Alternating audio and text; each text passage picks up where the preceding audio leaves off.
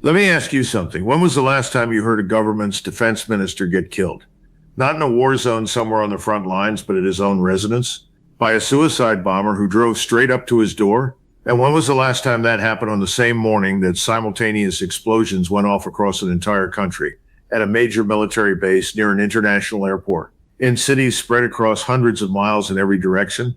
That's not a terror attack. That's a statement. A very loud, very deliberate, very well-funded statement. And what it says is this: we are here, we are organized, and we are coming for you. What happened in Mali over the weekend of April 25th is one of those events that doesn't get the coverage it deserves, because Mali is not Europe, it's not the Middle East, and frankly, most Western audiences don't know where it is on a map. But what happened there matters, not just for the 26 million people who live there, but for the broader trajectory of West Africa, for the future of Russian influence on the continent, and for our understanding of how states actually collapse. Because what we may be watching right now in real time is exactly that, the slow motion disintegration of a nation. So let's talk about it seriously. At approximately 7 in the morning local time on Saturday, April 25th, reports started coming in from Sahel-focused intelligence trackers. Heavy gunfire, explosions near Kadi, Mali's main military base, located roughly 15 kilometers north of the capital, Bamako. That base is not just any installation. It's where the ruling general Assimi Goïta keeps his private residence. Within the same hour, gunfire erupted near Bamako's Modibo Keïta International Airport, then in Gao in the north, then in Sévaré in the center, then Kidal, also in the north, then Mopti, then Bulkesi, one after another, like a sequence of detonations on a fuse that had been laid across the entire country. Think about the operational scale of what that requires. You're not talking about a handful of fighters with AK-47s deciding to cause trouble on a Saturday morning. You're talking about multiple armed groups moving personnel and heavy equipment across a country that is more than twice the size of France, coordinating timing across different time zones and terrain types, attacking high-value targets simultaneously, and doing all of it without the government's intelligence services detecting even a whisper of it beforehand. That is a serious military operation. Whatever else you want to say about these groups, you have to acknowledge what they just pulled off. Videos began circulating almost immediately. One showed a heavy machine gun mounted on the back of a pickup truck, what they call a technical firing directly at an army position. Another, more alarming piece of footage showed fighters in control of at least 2 MRAP vehicles, mine-resistant ambush-protected, the armored platforms that government forces rely on to navigate the roads and ambushes in hostile territory. The fact that insurgents had those vehicles means one thing. In at least those locations, the Malian army was not just retreating. It was overrun. In the capital itself, witnesses described Russian mercenaries, Afrika Korps fighters, engaged in firefights near the airport, where they maintain one of their forward headquarters. In Kidal, a city that the Malian government and its Russian partners had publicly celebrated recapturing in 2023, holding it up as proof that their strategy was working, armed men were filmed entering the national youth camp. A spokesperson for one of the attacking groups claimed fighters had taken positions in both Kidal and Gao. Gao is not some remote outpost. It is the main operational hub for the Malian military in the entire north, and in Sévaré, a local official described the situation with what I can only call remarkable understatement as confused. That's the word he used, confused. Gunfire still audible on Sunday. That's the government version of events. Now, to understand why this attack is different from anything that has come before it, you need a baseline. The Sahel has for years been the most dangerous region on earth from a terrorism standpoint. According to this year's Global Terrorism Index, it accounted for more than half of all terrorism-related deaths worldwide in 2025, more than half of the entire planet. That's not a statistic you encounter often, and it barely makes the news anymore because the region's suffering has been normalized to the point of invisibility. But even by Sahel standards, what happened last weekend was exceptional. As one senior analyst at the Armed Conflict Location and Event Data Project put it, this was the single most coordinated terrorist offensive in Mali in recent years. That's not rhetoric. That's a clinical assessment from someone who tracks this for a living. Here's why coordination at this scale is so unusual. When an insurgent group attacks a single location, a government with any functioning military can redirect its response. You concentrate force, you push back, you restore the perimeter. It's not easy, but it's manageable. When those same insurgents attack 7 locations simultaneously across a country the size of France and a half, you cannot concentrate anything. You split your attention, your resources, your communications, and your command structure in 7 different directions at once. And that's when things fall apart. That's exactly the chaos we saw. To execute that kind of operation, you need manpower.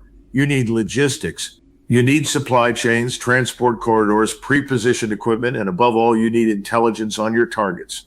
When they will be most vulnerable, who is where, which roads are passable. When the shift changes at the military base, you don't organize something like this over a weekend. Conservative estimates would suggest months of preparation at minimum. Pay attention to the geography of what was attacked because it tells you something about the strategic intent behind this operation. Cadi, the country's main military installation and the home of the ruling general. Bamako's airport, the logistical lifeline of the capital and the location of a Russian headquarters. Kadal, symbolically the most important city in the entire conflict because it was the city the government recaptured from separatists in 2023 and held up as the centerpiece of its narrative that the decision to expel the French and bring in the Russians was working. Gao, the military nerve center of the entire northern theater. These are not random targets. These are the load-bearing walls of the Malian state's claim to authority. And then there's the defense minister, General Sadio Kamara. A suicide bomber drove a vehicle laden with explosives directly to his residence. After the initial blast, Kamara himself engaged the attackers in a gunfight before being fatally wounded. His wife and 2 of his grandchildren were also killed.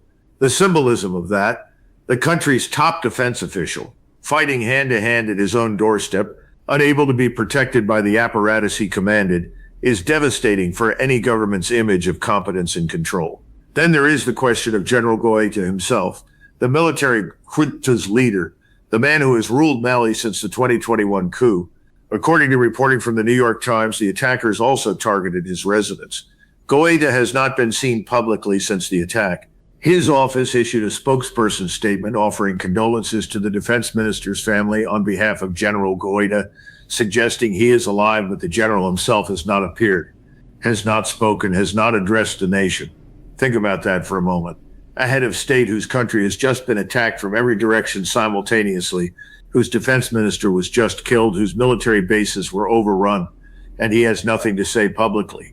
If he were uninjured and in control, he would have been on camera within hours. That silence is not just unusual, it is telling. Now we need to talk about the attackers because their identity is one of the most significant aspects of this entire story.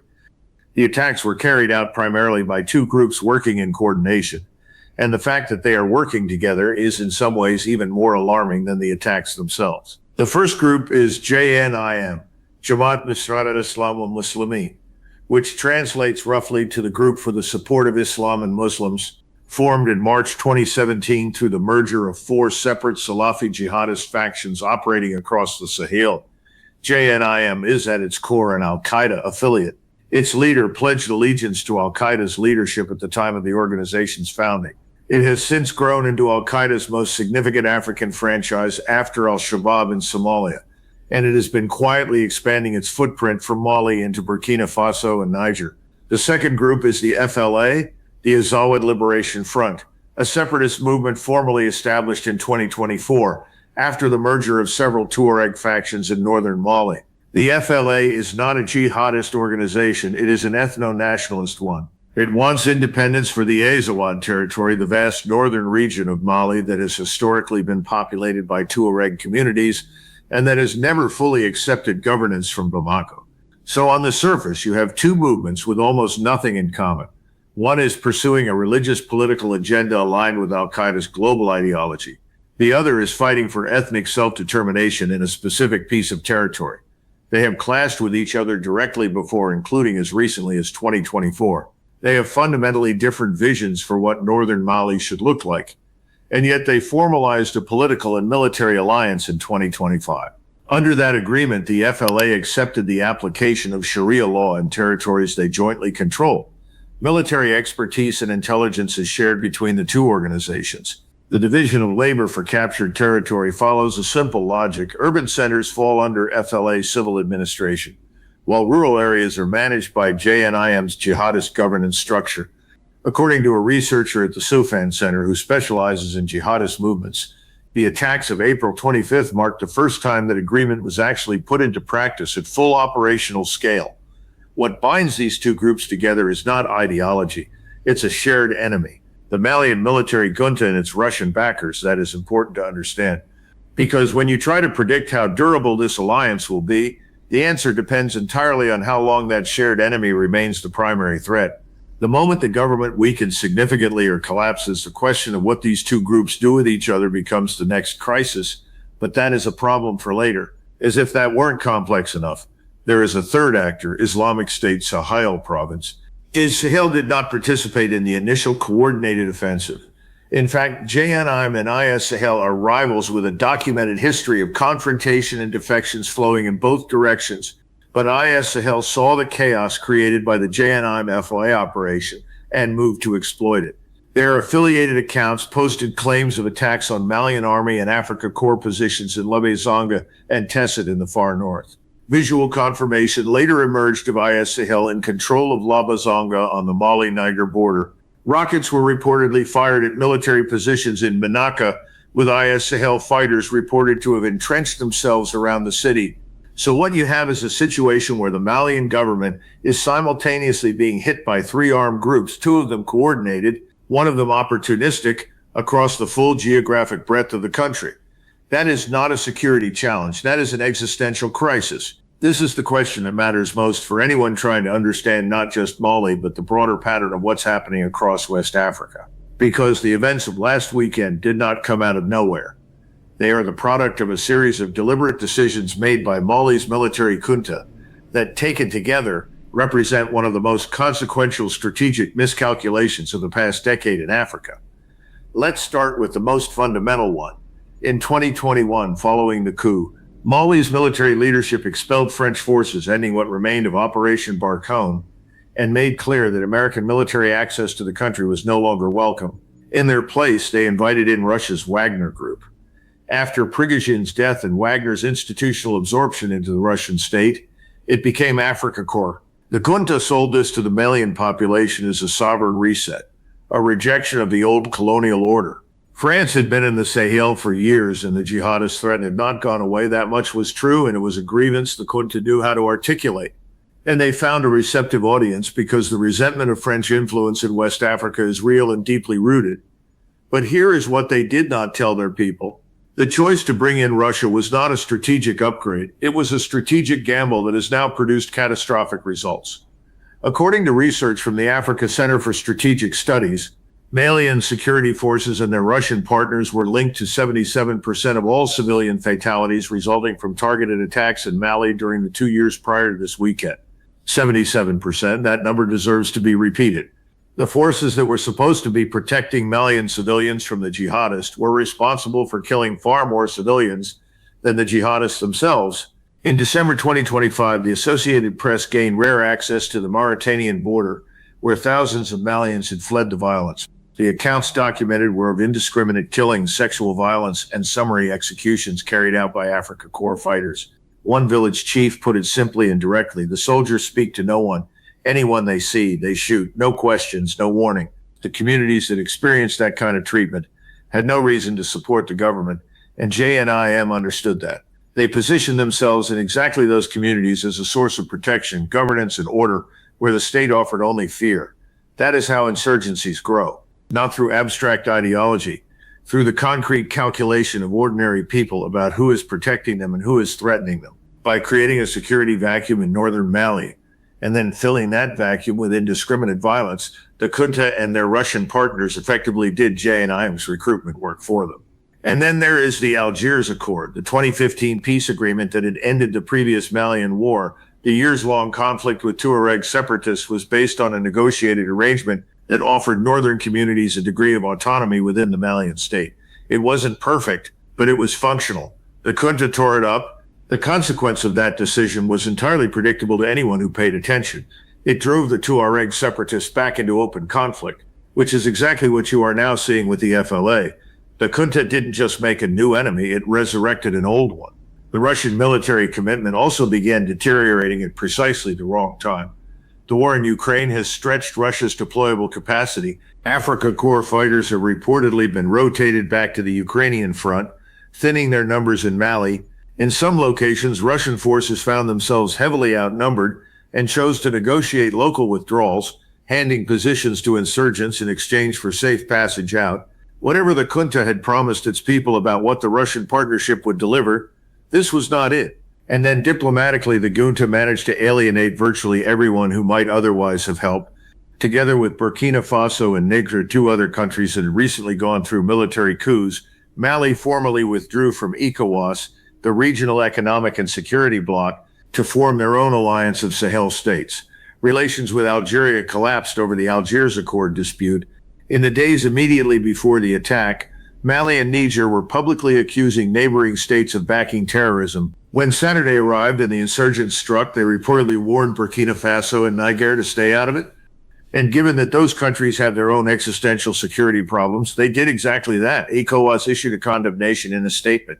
As it does, strongly worded statements without troops to back them up are diplomatic theater. They change nothing on the ground. Before we get to what happens next, we should address what this attack reveals about the state of Mali's government institutions, because the intelligence failure here is staggering. A coordinated nationwide multi-city offensive of this scale does not materialize overnight. It requires weeks of preparation at minimum. Fighters had to be moved across hundreds of miles of territory. Equipment had to be pre-positioned. Surveillance of targets, knowing when to hit the defense minister's residence, knowing when Goita would be at Kati required sustained patient intelligence collection. Supply chains had to be built. Communication channels had to be established and maintained across multiple different armed organizations. None of that was detected, not in time to prevent it, and apparently not at all. That tells you something profound about the competence and reach of Mali's security services. Either they were infiltrated or they were simply not capable of monitoring what was happening in their own country, possibly both. The blockade that JNI placed around Bamako in September 2025, cutting off fuel supplies to the capital and bringing the country close to its knees, should have been a wake-up call.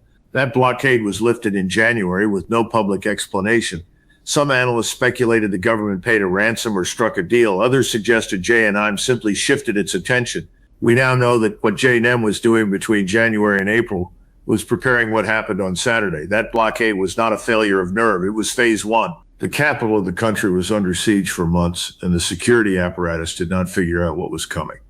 There is also the matter of the Emirati hostage. At some point before this year, JNIM kidnapped a citizen of the United Arab Emirates. The UAE paid a ransom reported to be in the range of $50 million to secure the release. $50 million flowing directly into JNIM's operational budget. Where do you think some of that money went? So where does this go from here? The Malian military has not stopped fighting. Drones and helicopters from the Malian Air Force have been operating over affected areas. Airstrikes have been reported in and around Gao. Sweep operations were conducted through the nights following the attack in Bamako, Kati, and Sanu. A 72-hour curfew was imposed on the capital.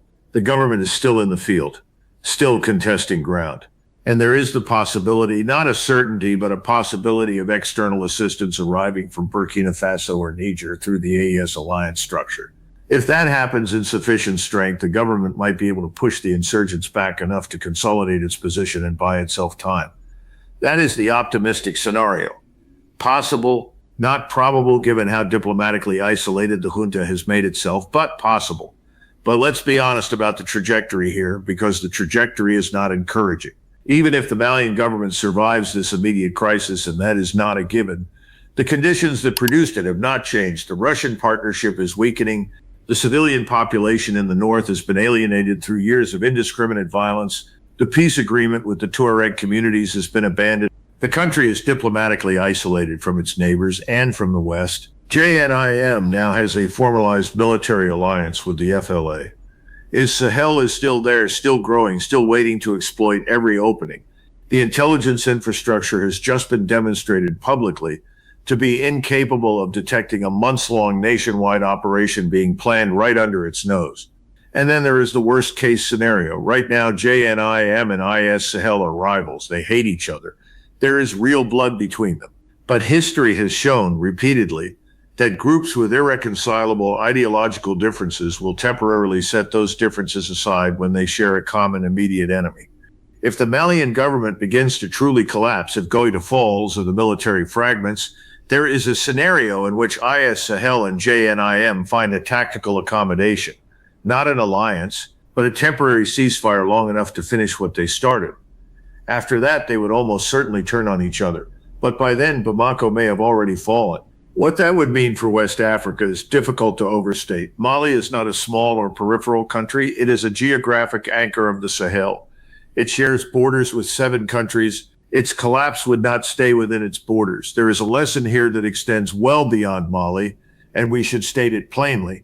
For years, a certain school of thought has argued that Western military presence in the Sahel, French in particular, was itself the problem, that it was neo-colonialism dressed up as counterterrorism, that sovereign nations had the right to choose their own security partners, and if those partners happened to be Russian, that was their prerogative. There is a real conversation to be had about the legacy of French military engagement in Africa. That conversation is legitimate. But what Mali's experience over the past 4 years demonstrates is that sovereignty without strategy is not liberation. It is chaos. Expelling the French was a political act. Bringing in the Russians was a political act. Tearing up the Algiers Accord was a political act. Every one of those decisions was popular, or at least defensible in the short term, and every one of them made Mali less safe. The Russia partnership in particular did not just fail to improve the security situation, it actively made it worse. The documented links between Africa Corps fighters and mass civilian casualties, 77% of targeted civilian deaths, did not weaken JNIM. They recruited for it. They handed JNIM exactly the narrative it needed, that the Malian government and its foreign backers were a greater threat to ordinary Malians than the jihadists themselves. In communities with no historical loyalty to Bamako, in regions where the state had barely ever existed as a meaningful presence, that narrative was not hard to sell. This is not a vindication of French counterinsurgency strategy, which had its own serious failures, but it is a data point about what happens when a government sacrifices effective governance and civilian protection on the altar of political optics. Let me leave you with this. As of now, the situation in Mali remains fluid. Fighting is ongoing in multiple locations. The fate of General Goïta is unclear. The government is fighting back, but has not demonstrated the capacity to reassert control. The insurgents have proven they can hit anywhere at any time with a level of coordination that the government security services apparently cannot detect or counter. The Malian people, 26 million of them, are caught in the middle of all of this. People who had nothing to do with the decisions that produced this crisis, who are now under curfew in their capital, who are watching their country come apart, and who have nowhere obvious to turn for help. Not the West, which Mali pushed away. Not Russia, which has been quietly withdrawing. Not their neighbors who have their own fires burning. Whatever happens next, whether the government survives or whether we are genuinely watching the first stages of a state collapse in West Africa, the innocent people of Mali will be paying the price for years. And that is not a political point. It is the most basic human reality of what is unfolding. Pay attention to Mali.